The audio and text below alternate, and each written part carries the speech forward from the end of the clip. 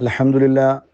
ഇപ്പോൾ ബഗ്ദാദിൽ നിന്ന് ഷെയ്ഖുന സുൽത്താൻ മുസ്താവദ് അവരുടെ നേതൃത്വത്തിൽ ഇറാഖ് KCF നിലവിൽ വരുന്നതിനെക്കുറിച്ച് ഉസ്താദ് നമ്മോട് സംസാരിക്കുകയാണ്. ഒറ്റ മിനിറ്റ്.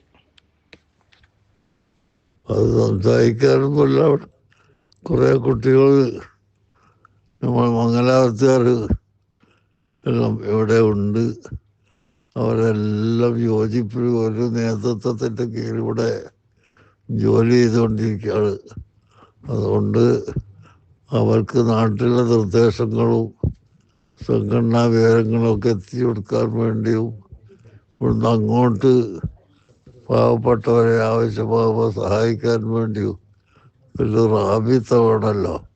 അതുകൊണ്ട് ഇവിടെ ഒരു KCF സ്ഥാപിക്കാൻ തീരുമാനിച്ചിരിക്കുന്നു. അല്ലാഹു തആല തൗഫീഖ് കൊടുക്കട്ടെ അവർക്കെല്ലാം.